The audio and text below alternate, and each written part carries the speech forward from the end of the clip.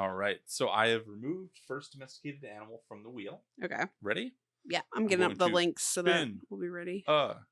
Can I change the color? Well, let's not worry about it today. We'll do it a different day. Yeah. All right. Spin. Unless we do it purple because we have the pink and the blue.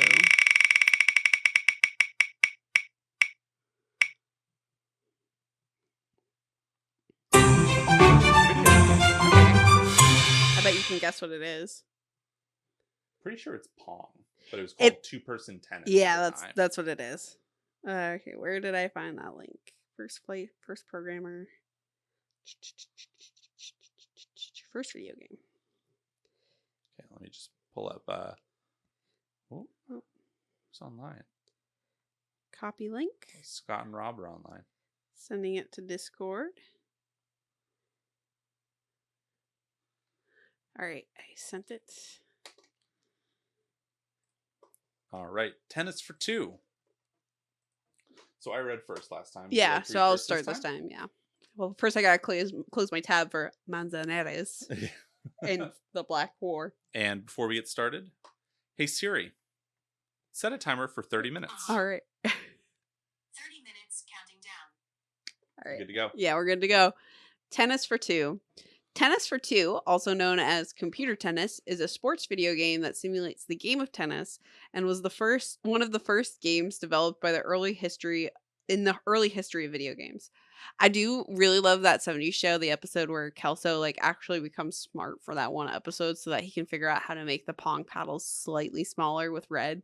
Oh yeah, it was a funny episode. Spend the whole time to make it a little harder for them, and it's the bonding that him and Kelso have. Yeah, and I wish it's so funny because obviously Kelso has this level of intelligence when he hyperfixates on something, but other than that has no intelligence for all of the writing. He just absolutely refuses to commit himself to anything. Yeah, right. Except for making the Pong he commits himself to being a cop, and he gets fired. No. He's a cop at the end of the series. Yeah, at the end of the series, but by that 90s show, he's been fired. Oh, no. I didn't watch that far in the 90s show. It was in the first couple episodes. Oh, I wasn't paying attention. I was still living in that fantasy where he was a cop. Oh. All right.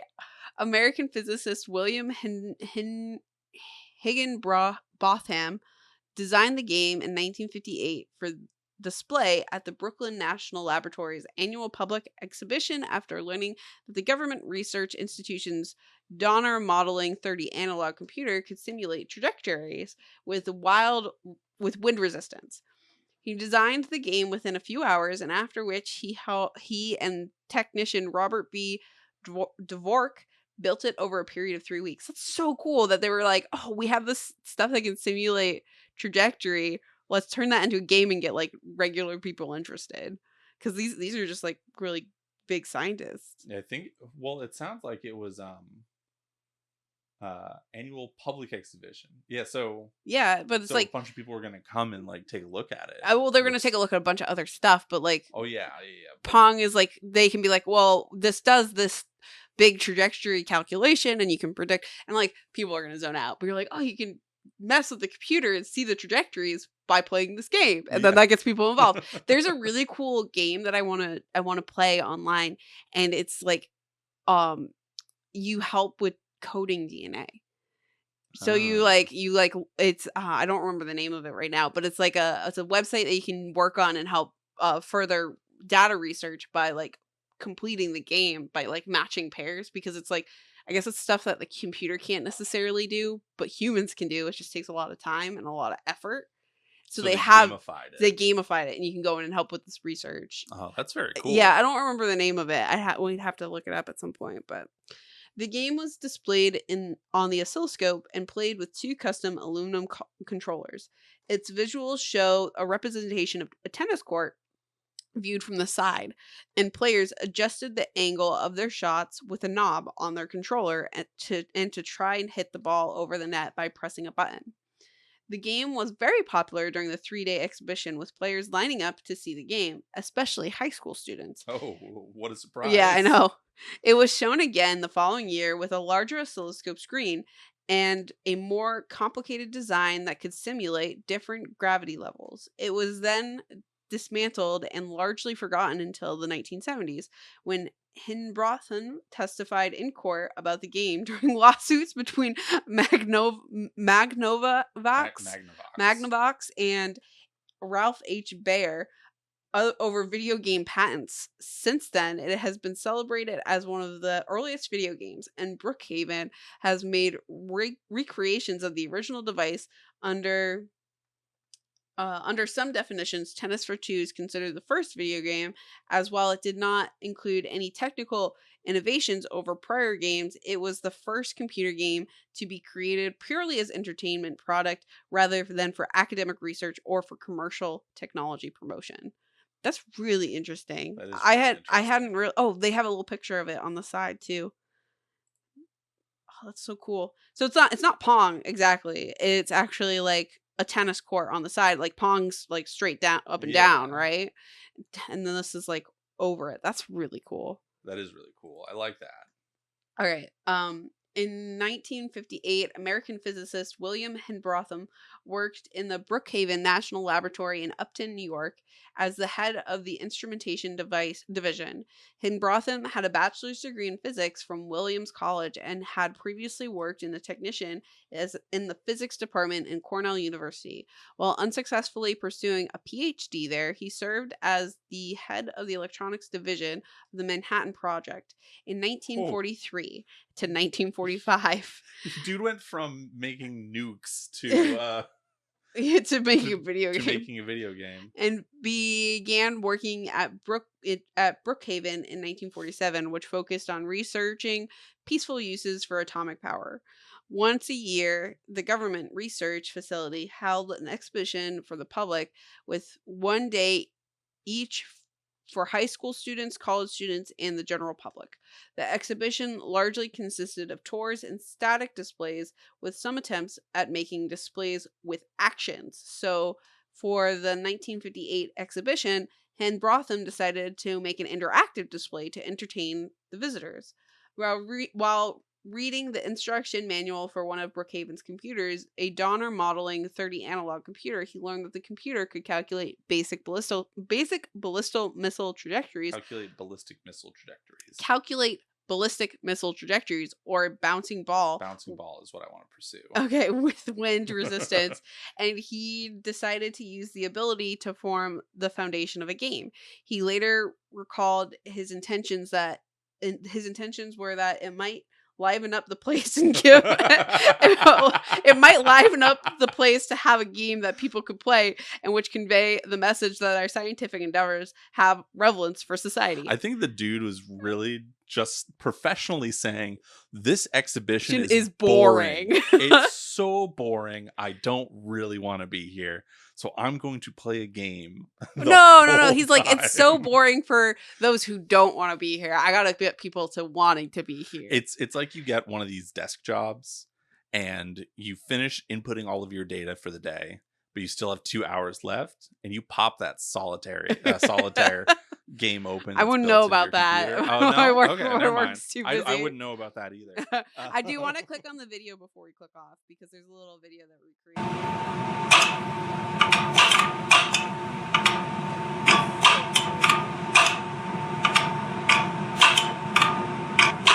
Oh, there's the controller. That's wicked fun.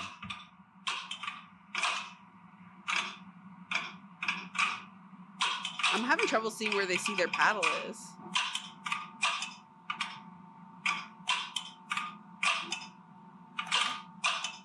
I'm not sure they can. You think they're just guessing where they're at? No, I think it's one of those where it's like as long as it's on your side, you can whack it. Oh, okay. That makes sense. So the game becomes like about changing tempos and stuff like that. That'd be kind of cool if we could try and find that to play it. Yeah, that'd be really cool. All right. I got to turn the desktop audio down a lot. All right. Well, I'm good with watching it. We'll click on Bouncing Ball now. Bouncing Ball. All right. We're getting into some physics now. This makes sense. This is a logical trajectory. Yeah, it is. The physics of a bouncing ball concerns the physical behavior of bouncing balls, particularly funny you its should say motion about trajectory. Yeah, exactly. Video games. Dude who invented. Oh, what was the last one? It was actually just video games, right? That we were on. It was the first video The game. first video game. And then yeah. there were like, And now it's I guess Bouncing like Ball. was a couple people that were like, we made this video game. He's like, actually, I made it, and I didn't intend to like sell it to anybody because they did mention that he was in a court case. We just didn't make it that far into like the main body. what the court case was about. Yeah, because Yeah. video games have popped up in court quite a lot. Like, remember that documentary, We Are the Champions? Where Yeah, they talked vaguely. I about- didn't watch all of it. Oh, okay. Well, there's one episode where they talk about arcade cabinets and the modifications of arcade cabinets, because what we would consider incredibly hard games, those were the only games people had, and so they got really, really good at them. Yeah. And so this like group out of a college would build these like mod boxes. They're from MIT. Yeah, They're MIT grad people that would they bought the video games, put them in dorms, and were making bank because all the people would put in their quarters, and then Yeah. he'd be like, "Well, everybody got too good at them, and then they had to make them harder." Yeah, and that's what it was. yeah. When they started selling those kits to like arcades and stuff too, yeah, those mod boxes, and that became like a big thing. Yeah, I think you watched that episode with me. yeah, I did because I thought that was I So- thought that was very interesting. With they started getting legal those- action against them for tampering with like a licensed material. That wasn't We Are the Champions. That was just called Video Games. That documentary. Yeah. series. Yeah. We Are the Champions had the cheese rolling. Yeah, so. that one was a fun one. That would have also worked for this bouncing ball physics. Though. Oh yeah, because this ball right here kind of looks like cheese. Just it's a very yellow basketball. Anyways, the physics of a bouncing ball concerns the physical behavior of bouncing balls, particularly its motion before, during, and after impact against the surface of another body. Several aspects of a bouncing ball's behavior serve as an introduction to mechanics in high school or undergraduate level physics courses. However, the exact modeling of the behavior is complex and of interest in sports engineering. The model of the ball is generally described by projectile motion, which can be affected by gravity, drag, and the Magnus effect and buoyancy, while its impact is usually characterized throughout the coefficient of restitution, which can be affected by the nature of the ball, the nature of the impacting surface, the impact velocity, rotation, and local conditions such as temperature and pressure. To ensure fair play, many sports governing bodies set limits on the bounciness of their ball and forbid tampering with the ball's aerodynamic properties. The bounciness of balls has been a feature of sports as ancient as Mesoamerican ball game. Oh, that's the game that they play in El Dorado. Oh yeah, that's That they cheat by using the armadillo Yeah. as the ball. So I was skimming ahead and I'd picked out my word, but the word showed up earlier in this top part. Do you want to go through all of the like stuff below and get to it later, or do you want to just click on it now? We can click on it now. What's the word? Magnus effect. Magnus effect. There we go.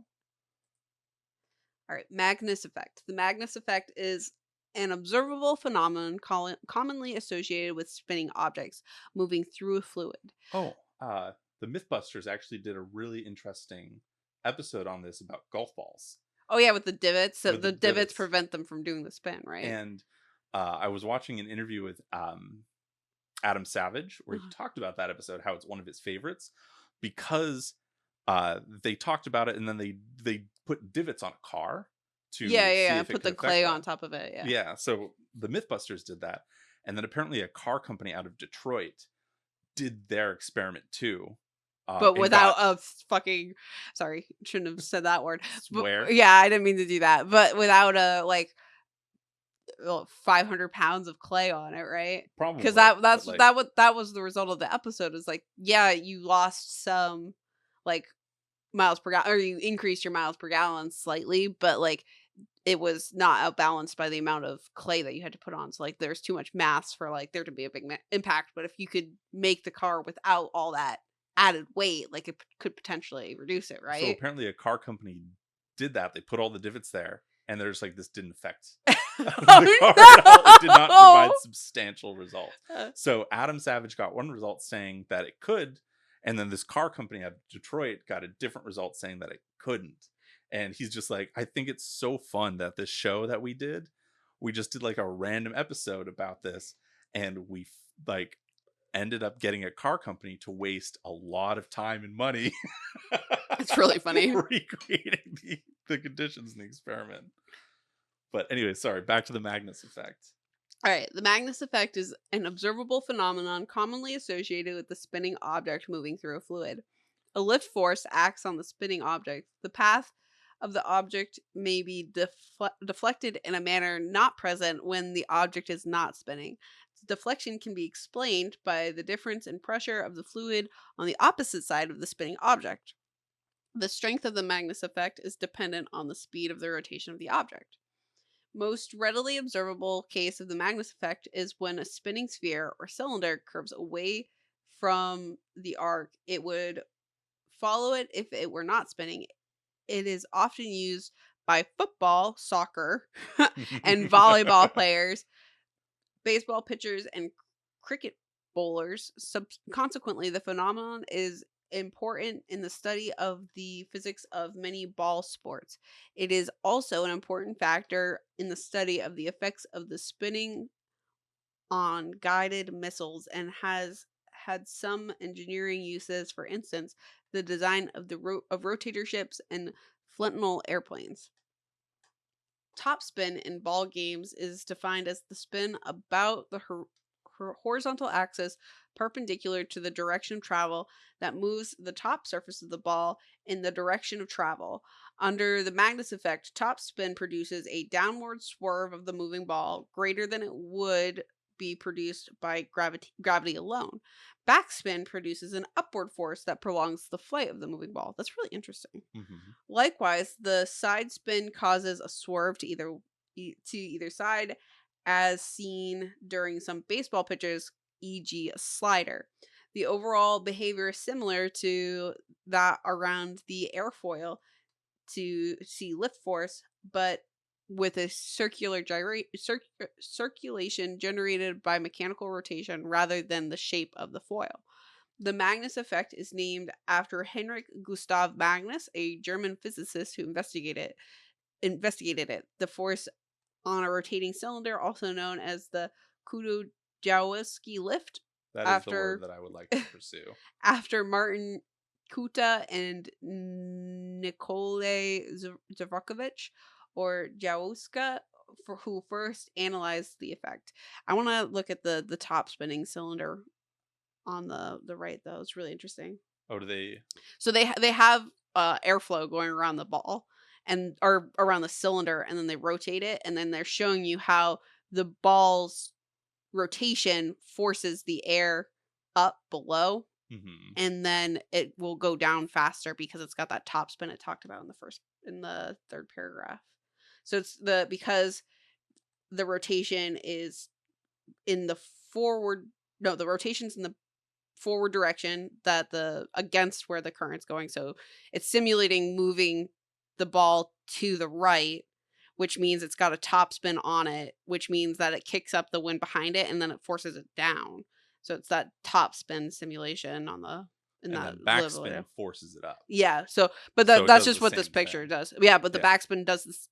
If you do the backspin, it would go up and force, and the curve would go in the opposite direction and make it go longer in the air.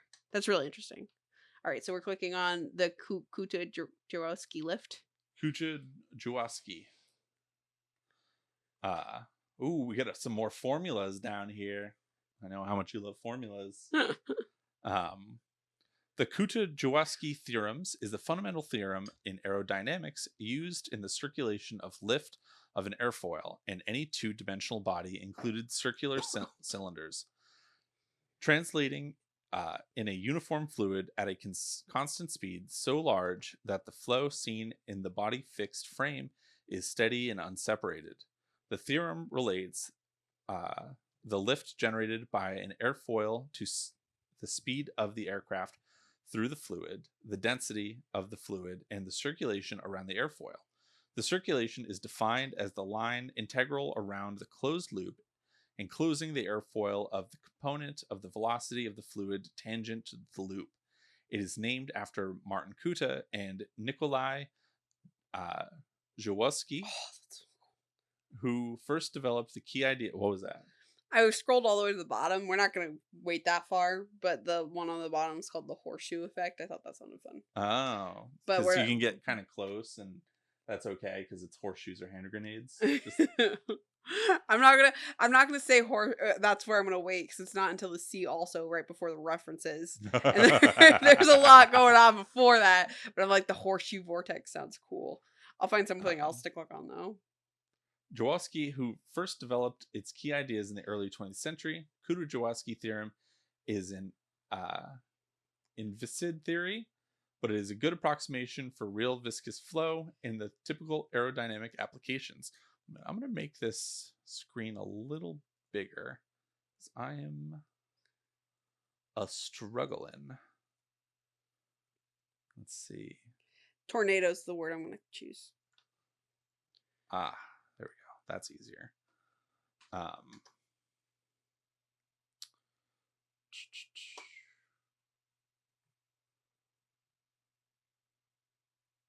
Kudor-Jaworski theorem relates lift to circulation, much like the Magnus effect relates side force, called Magnus force, that to is rotation. That is a rule that we had talked about but hadn't submitted into this stream, that you can't back click. So I could not choose Magnus effect because we had already read through part of that article. So we can't go backwards on these links. You gotta keep going forwards. Yes, there's no back clicking. So since it's purple, we're not going there. Yeah. I think that's just a general rule for the evening. If it's purple, we're not exploring it. Yeah. I just wonder how many sessions we can do before we find a page where every link is purple. I mean, you're assuming I don't just clear my cache every time we start. No, that's I don't. So let's see. Where was I? However, the circulation here is not influenced by rotation of the airfoil. The fluid flow of the presence of the airfoil can be considered to be the superposition of a translational flow and the rotating flow. This rotating flow is induced by the effects of camber, angle of attack, and the sharp trailing edge of the airfoil. It should not be confused with a vortex like a tornado, which is the word you picked, right? Yep. Encircling the airfoil. Okay. Do you want to finish the paragraph, or are you good? At a large distance from the airfoil, the rotating flow may be regarded as induced by a line vortex, with a rotating line perpendicular to the two-dimensional plane. In the derivation of the Kudor-Jaworski theorem, the airfoil is usually mapped onto a circular cylinder. In many textbooks, the theorem is provided for a circular cylinder and the Jaworski airfoil, but it holds true for general airfoils. Okay, so we're clicking Jaworski on airfoil looks pretty similar to airfoils that we'd have on like aircraft. It's pretty cool. Okay, so we're clicking on. At least I'm assuming if I'm looking at that right. Tornado. A tornado is a violent. I chose this in honor of tornadoes, Twisters that just came out. Oh, with what's this? The sexy guy from that Hitman movie. Yeah. So. A tornado is a violently rotating column of air that is in contact with both the surface of the Earth and the cumulonimbus cloud, or in the rare case, the base of a cumulus cloud. It is often referred to as a twister, whirlwind, or cyclone.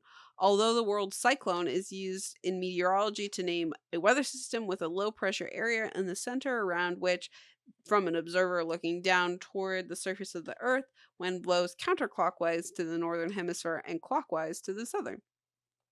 Tornadoes come in many shapes and sizes, and they are often, but not always, visible in the form of a condensation funnel originating from the base of the cumulonimbus cloud, with a cloud rotating debris and dust beneath it.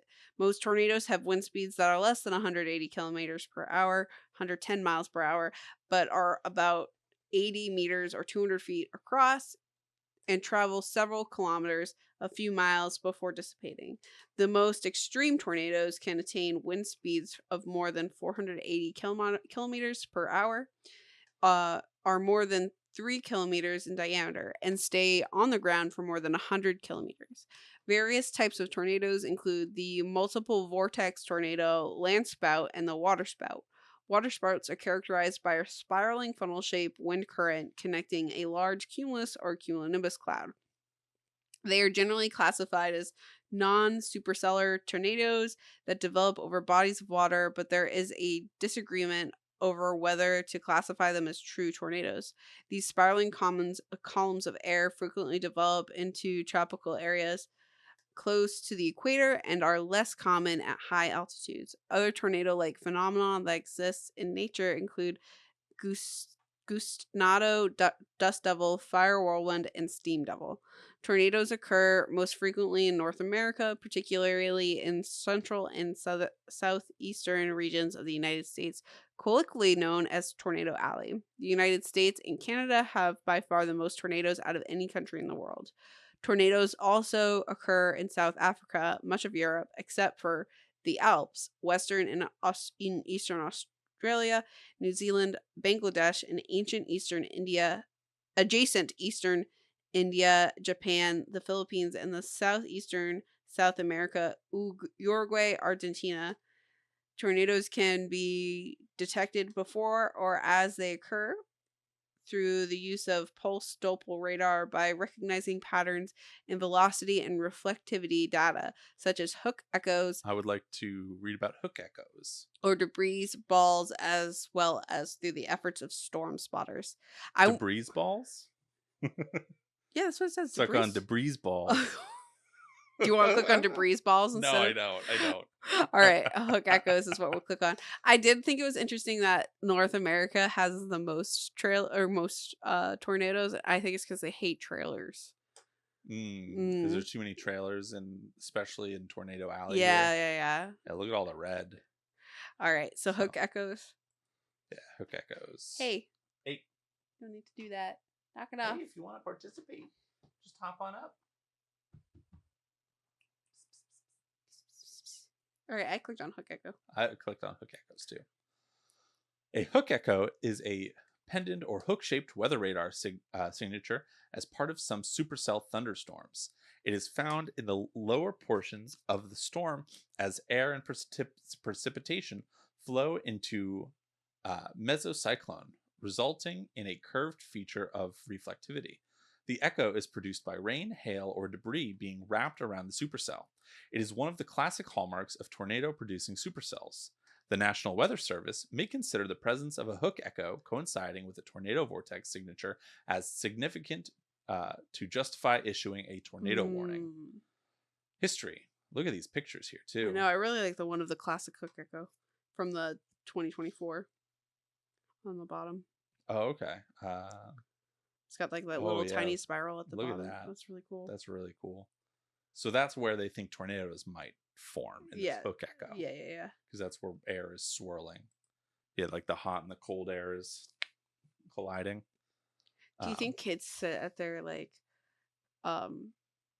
news channel and then like watch the ticker at the bottom and they're like hoping for that? We hope for those snowstorms. You think they're hoping for that twister, or you're just like yes, property damage. Let's go. Twister day! Yes. Twister day! Mom, I want to play outside on this Twister day. No, I don't think that. I don't think that either. I think they probably is pretty scary. Probably in a doorway or in a basement under the stairs. Yeah. Because of the unpredictable and potentially catastrophic nature of tornadoes, the possibility of detecting tornadoes via radar was discussed in the meteorological community in the earliest days of meteorological radar. The first association between tornadoes and the hook echoes was discovered by E.M. Brooks in 1949. Brooks noted apparently a cool enough person to have discovered how to or this correlation between hook echoes and tornadoes, but not cool enough to have their own page on Wikipedia. Yeah. Brooks noted circulation with the radii of approximately 8 to 16 kilometers on radar. These circulations were associated with supercell thunderstorms and were dubbed tornado cyclones by Brooks. The first documented association between a hook echo and a confirmed tornado near Champaign-Urbana, Illinois, on the 9th of April, 1953. This event was unintentionally discovered by Illinois State Water Survey electrical engineer Donald Staggs. Staggs was repairing and testing an experimental precipitation measurement radar unit when he noticed an unusual radar echo which was associated with a nearby thunderstorm. The unusual echo appeared to be an area of precipitation in the shape of the number 6, hence the modern term hook echo. It's really interesting. Staggs chose to record the echo for further analysis by meteorologists. Upon review of the national echo data, meteorologists F.A. Huff, W.H.W. Heiser, and S.G. Bigler determined that the destructive tornado had occurred in the geographical location which corresponded to the 6-shaped echo on the radar. Prominent severe storm researcher Ted Fujita also documented hook echoes with various supercell thunderstorms, which occurred on the 9th of April, 1953, the same day as the Huff et al. Discovery.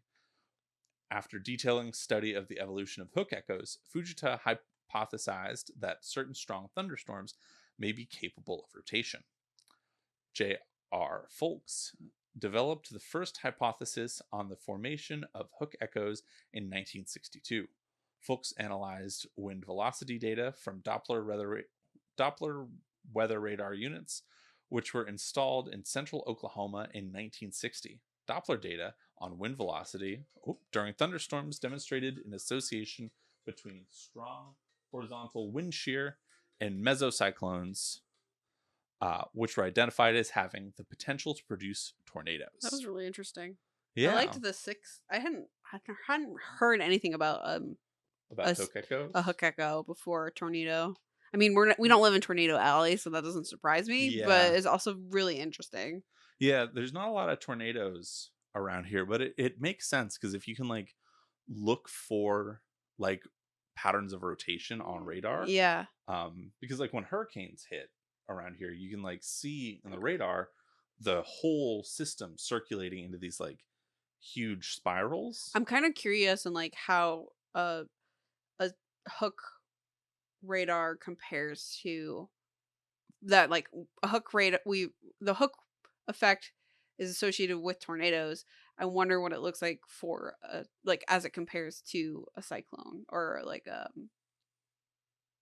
hurricane. Oh, a hurricane. Yeah, like I wonder like what the differences are in that pattern when you look at the two radars side by side. I kind of want to look that up right now. That'd be cool. While you're doing that, I think we're going to take a brief intermission so I can get some more water. Okay, that sounds good. Can you give me some more water too? Yeah, I can get you some more water. So everyone will be right back.